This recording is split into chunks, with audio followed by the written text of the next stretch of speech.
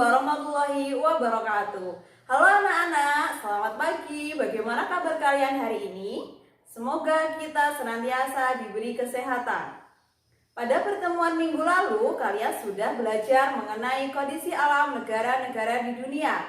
Pada hari ini, kita akan belajar mengenai dinamika penduduk benua-benua di dunia. Untuk selanjutnya, anak-anak bisa mempersiapkan buku paket, alat tulis, dan simak video berikut ini. Pembahasan yang pertama, kita akan membahas mengenai dinamika penduduk benua-benua di dunia.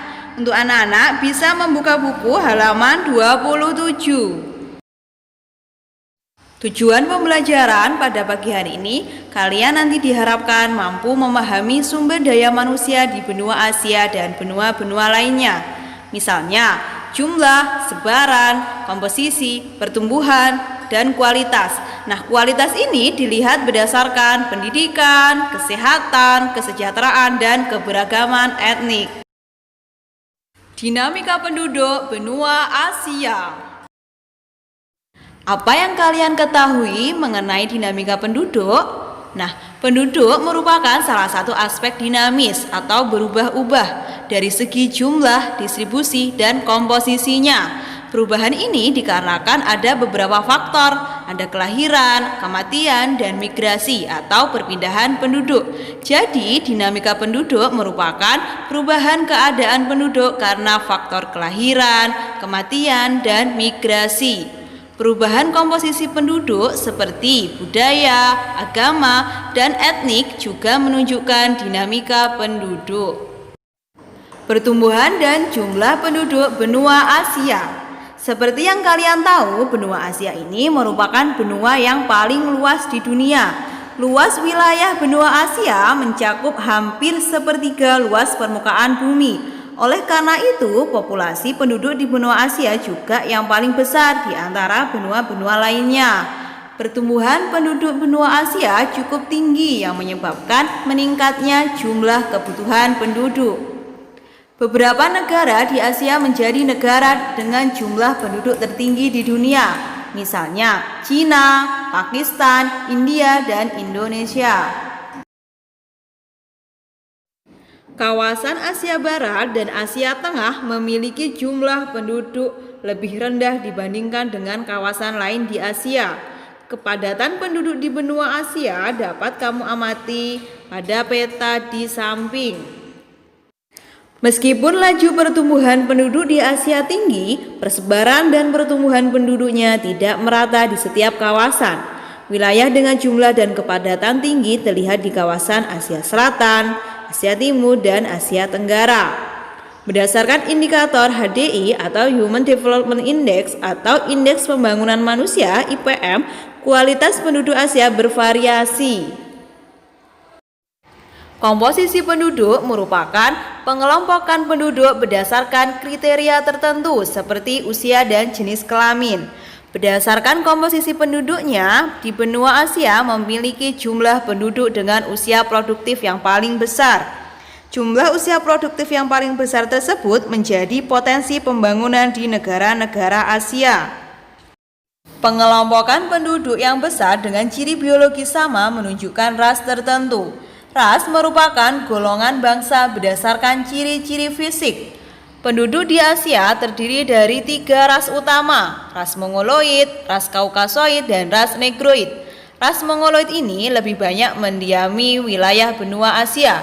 Ras Kaukasoid ini di benua Eropa, dan ras Negroid di benua Afrika. Ras yang ada di benua Asia yang pertama Indo-Aryan. Ini menempati negara India, Pakistan, Afghanistan, dan Iran. Yang kedua, ras Melayu di kawasan Asia Tenggara. Yang ketiga, ras Mongoloid, yaitu Negrito di Semenanjung Malaya, Semit di Asia Barat Daya dan kawasan Arab, Sino-Mongoloid di Tiongkok, Korea, Jepang, dan Tibet, dan Turanian di Asia Tengah dan Turki. Penduduk di Asia menggunakan beragam bahasa. Negara di Asia memiliki lebih dari satu bahasa kebangsaan. Sebagai contoh, di Indonesia memiliki sekitar 700 bahasa daerah. Keanekaragaman kondisi lingkungan dan budaya di benua Asia mendorong heterogenitas mata pencarian penduduk. Heterogenitas ini maksudnya beragam, jadi mata pencarian dari beberapa sektor. Beberapa kelompok penduduk di Asia masih ada yang hidup secara nomaden atau berpindah-pindah. Contohnya, pola hidup penduduk di Jazirah Arab, Iran, Afghanistan, dan Mongolia. Kenapa mereka hidup nomaden? Mereka hidup nomaden karena dipengaruhi oleh kondisi iklim yang kering. Negara-negara di kawasan Asia Selatan dan Asia Tenggara memiliki kegiatan pertanian yang intensif. Sektor industri berkembang pesat di Tiongkok, Singapura, Taiwan, Jepang, dan Korea Selatan. Sektor pertambangan bertumbuh pada minyak bumi, terutama di kawasan Asia Barat. Yang kalian tahu bahwa di Arab Saudi itu merupakan negara penghasil minyak bumi terbesar di dunia. Dinamika penduduk benua Amerika. Benua Amerika merupakan benua terbesar kedua di dunia. Berdasarkan kondisi alamnya, benua Amerika terbagi menjadi 4 kawasan. Kawasan Amerika Utara, Amerika Tengah, Amerika Selatan, dan Kepulauan Karibian. Meskipun demikian, benua Amerika dapat dibagi menjadi wilayah utara dan wilayah selatan. Pembagian ini berdasarkan kondisi sosial kependudukan. Negara-negara di Amerika Utara didominasi negara maju, sedangkan wilayah Amerika Selatan atau yang biasa kita kenal dengan Amerika Latin didominasi negara yang masih berkembang. Benua Amerika mempunyai populasi penduduk terbesar ketiga. Populasi terbesar berada di Amerika Serikat. Amerika Serikat dikenal sebagai negara adidaya. Benua Amerika mempunyai kualitas penduduk yang bervariasi. Negara yang memiliki penduduk tinggi diantaranya Amerika Serikat, Kanada, Argentina, Chili, Meksiko, dan Brazil. Wilayah Amerika Utara yang diidentikan dengan Amerika Serikat dan Kanada lebih maju daripada wilayah Amerika Selatan. Mengapa demikian? Karena kondisi tersebut dipengaruhi oleh pola kolonisasi atau penjajahan pada awal pembentukan negara tersebut. Kedatangan bangsa Inggris ke benua Amerika diikuti berbagai proses adaptasi, salah satunya melalui kegiatan pertanian untuk memenuhi kebutuhan pangan. Suku Indian merupakan penduduk asli Amerika yang mengajarkan para pedagang Eropa cara bercocok tanam. Upaya tersebut tidak dilakukan di wilayah Amerika Latin sehingga menyebabkan konflik sosial.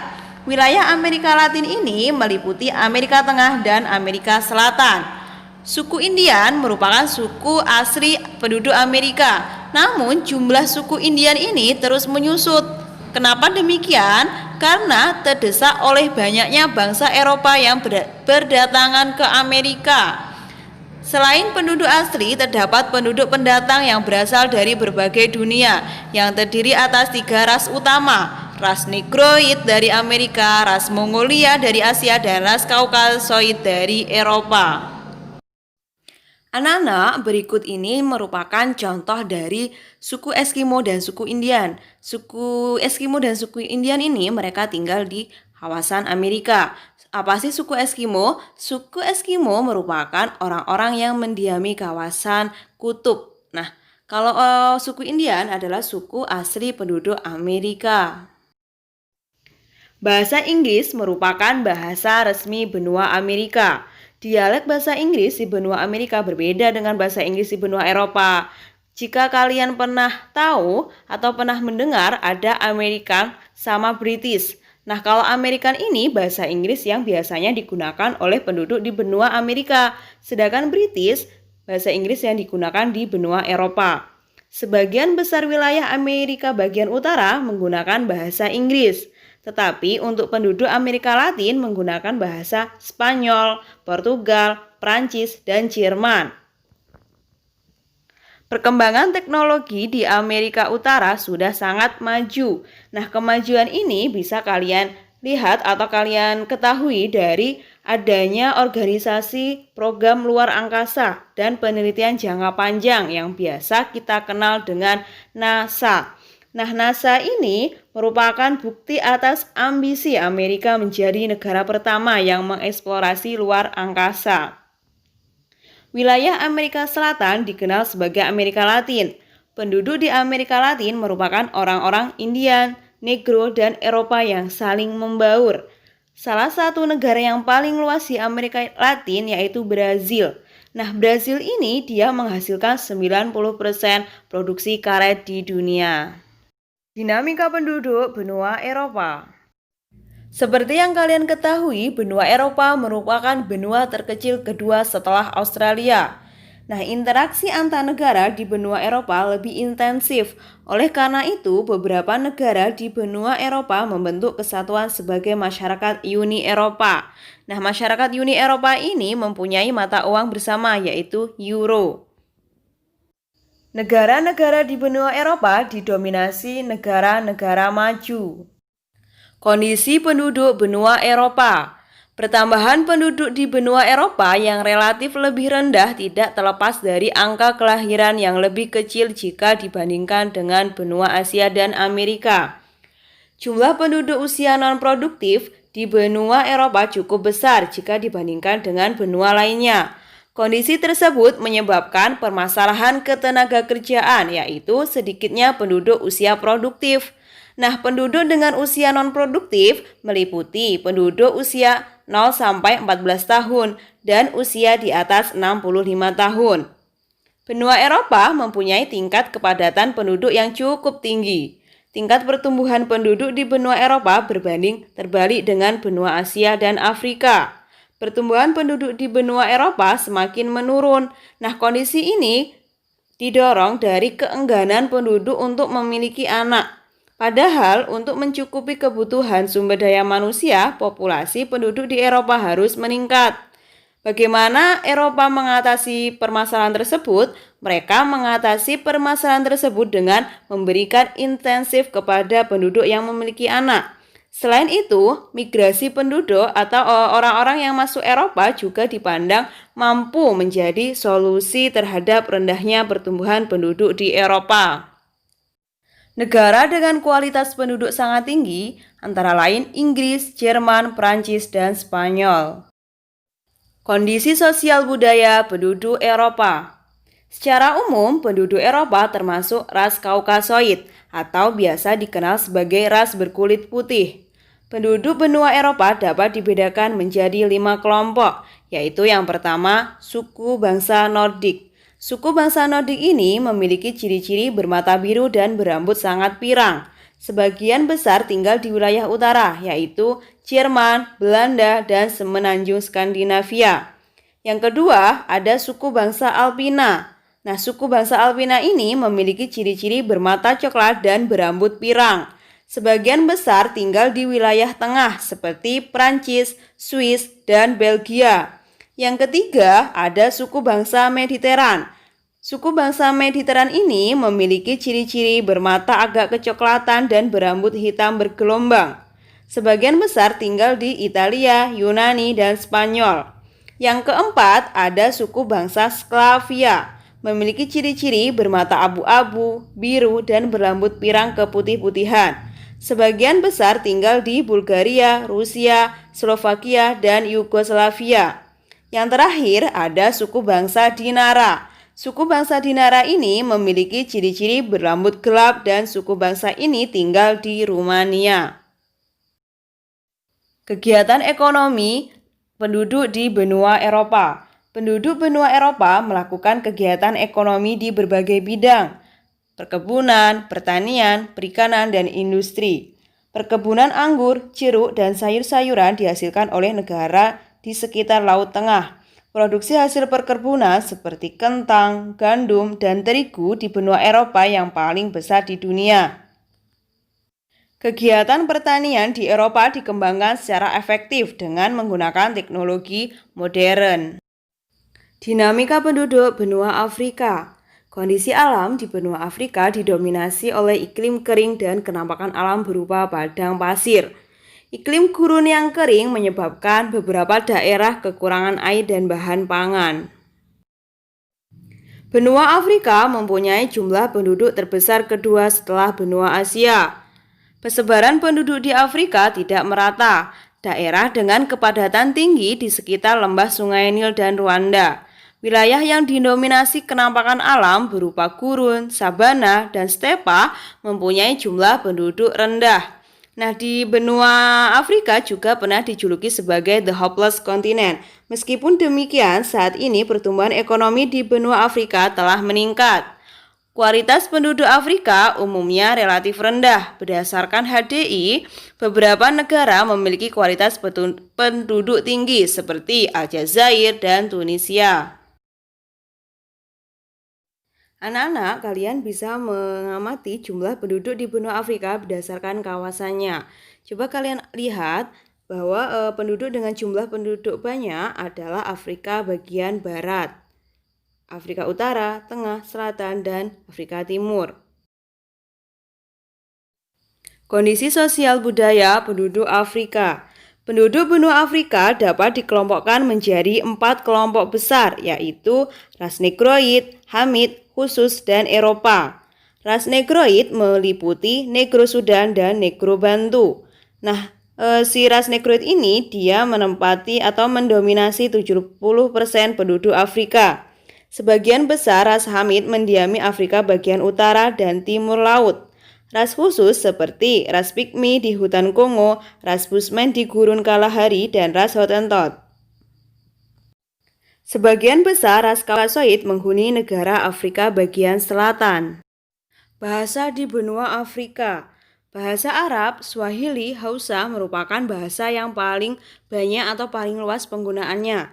Secara umum, bahasa di benua Afrika dibagi menjadi 4 kelompok rumpun bahasa. Yang pertama, Afroasiatika, yang menggunakan adalah penduduk Afrika bagian utara. Nilo-Saharan, wilayah tengah dan timur Afrika. Kongo-Saharan, bagian barat Afrika Selatan. Khoisan, bagian barat Afrika Selatan. Kegiatan ekonomi penduduk Afrika. Aktivitas perekonomian penduduk di Afrika meliputi sektor pertanian, peternakan, kehutanan, perikanan, perindustrian, pertambangan, dan perdagangan. Di benua Afrika ini mengembangkan sektor agraris. Dinamika penduduk benua Australia. Benua Australia merupakan benua terkecil di dunia. Benua Australia dan benua Eropa memiliki kemiripan budaya. Mengapa demikian? Karena disebabkan oleh beberapa faktor. Yang pertama, benua Australia ditemukan oleh bangsa Eropa. Yang kedua, jumlah penduduk asal benua Eropa cukup besar di benua Australia. Kedatangan bangsa Eropa mempengaruhi kondisi penduduk asli, seperti suku aborigin yang terdesak ke daerah pinggiran dan pedalaman. Benua Australia meliputi daratan utama Australia dan kepulauan Oseania. Penduduk negara Australia paling besar di antara negara-negara lain di benua tersebut. Kamu dapat mengamati pada peta tersebut bahwa negara dengan jumlah penduduk terbesar ada di Australia. Australia merupakan negara dengan kualitas penduduk tinggi. Sebagian besar penduduknya tinggal di kawasan kota. Kondisi sosial ekonomi penduduk Australia. Sebagian besar penduduk Australia adalah ras Kaukasoid atau bangsa berkulit putih. Dari Asia 7% dan suku aborigin dan lainnya 1%. Sebagian besar pendatang berasal dari Eropa, maka tidak heran budaya Eropa tampak lebih dominan. Salah satunya dalam penggunaan bahasa, yaitu bahasa Inggris. Kondisi perekonomian benua Australia ditopang dari sektor pertanian, perkebunan, perindustrian, peternakan, perikanan, dan jasa. Penduduk yang tersebar di setiap benua mempunyai karakteristik khas masing-masing. Pengaruh perubahan ruang dan interaksi antar ruang di benua Asia dan benua lainnya. Perubahan wilayah di dunia dapat berkembang ke arah lebih baik atau justru sebaliknya. Negara maju makin modern dilihat dari segi penataan kota, infrastruktur seperti jalan, jembatan, dan gedung-gedung, serta perkembangan teknologi. Perubahan ruang dapat terjadi karena faktor alam dan faktor manusia. Faktor alam yang mempengaruhi perubahan ruang suatu wilayah seperti bencana, Adapun faktor manusia yang mempengaruhi perubahan ruang suatu wilayah yaitu penggunaan lahan dan perilaku sehari-hari terhadap lingkungan sekitar. Perubahan ruang senantiasa terjadi mempengaruhi kehidupan penduduk. Misalnya, ketika terjadi bencana alam, kegiatan ekonomi penduduk terhambat. Penurunan kegiatan ekonomi dapat berdampak terhadap pendapatan nasional yang berkurang. Pada bidang sosial budaya, perubahan ruang memicu terjadinya konflik sosial dan kesenjangan sosial. Pengaruh interaksi antar ruang di bidang ekonomi. Yang pertama, mendukung pertumbuhan ekonomi. Yang kedua, daya saing ekonomi meningkat. Yang ketiga, kualitas produk lebih meningkat. Yang keempat, terbukanya peluang investasi dari negara lain. Pengaruh interaksi antar ruang di bidang sosial budaya. Pengaruh yang pertama, budaya sebagai kebanggaan bagi suatu negara. Kedua, menurunkan kesenjangan sosial. Ketiga, sektor pariwisata menjadi sektor yang menjanjikan. Yang keempat, pengaruh budaya barat dapat merusak budaya asli. Pengaruh interaksi antar ruang di bidang politik. Beberapa negara yang berinteraksi umumnya menjalin hubungan diplomatik.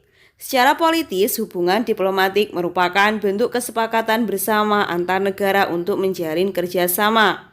Berikut merupakan pengaruh secara politik atau pengaruh interaksi di bidang politik. Yang pertama, ada potensi saling mempengaruhi antar negara. Yang kedua, tingkat kepercayaan antar negara semakin membaik. Yang ketiga, menghilangkan kesenjangan antara negara maju dan negara berkembang. Yang keempat, memicu konflik di perbatasan. Yang kelima, sistem pemerintahan lebih terbuka dan transparan. Dan yang terakhir, kestabilan nasional terganggu. Pengaruh interaksi antar ruang di bidang pendidikan. Yang pertama, taraf pendidikan semakin meningkat. Yang kedua, angka melek huruf meningkat khususnya di negara-negara berkembang. Yang ketiga, teknologi merambah hampir ke seluruh dunia. Yang keempat, perkembangan ilmu pendidikan. Penduduk di suatu benua memerlukan penduduk dari benua lain untuk mempengaruhi kebutuhannya. Interaksi antar ruang, baik lintas negara maupun lintas benua, merupakan wujud saling ketergantungan atau saling melengkapi. Faktanya, suatu benua tidak dapat memenuhi kebutuhannya sendiri. Oleh karena itu, satu benua pasti membutuhkan benua lainnya. Interaksi tersebut bisa menimbulkan dampak positif dan dampak negatif. Sebagai generasi muda, kalian hendaknya dapat mengambil manfaat dari interaksi antar negara di dunia sebagai proses belajar. Baik anak-anak, pembelajaran di bab 1 kita sudah selesai. Untuk selanjutnya, persiapkan diri kalian untuk melaksanakan Smart Day. Nah, soal yang digunakan Smart Day meliputi bab 1. Jadi dari letak dan luas, kondisi alam, kondisi dinamika penduduk, dan pengaruh perubahan interaksi antar ruang. Jangan lupa belajar ya. Untuk anak-anak bisa berlatih mengerjakan soal penilaian tengah semester halaman 49, pilihan ganda dan juga esainya yang B dikerjakan di buku tulis. Sekian pembelajaran kita pada pagi hari ini. Sampai jumpa di pertemuan selanjutnya. Jangan lupa belajar, tetap semangat. Kurang lebihnya Bu Vina minta maaf. Assalamualaikum warahmatullahi wabarakatuh.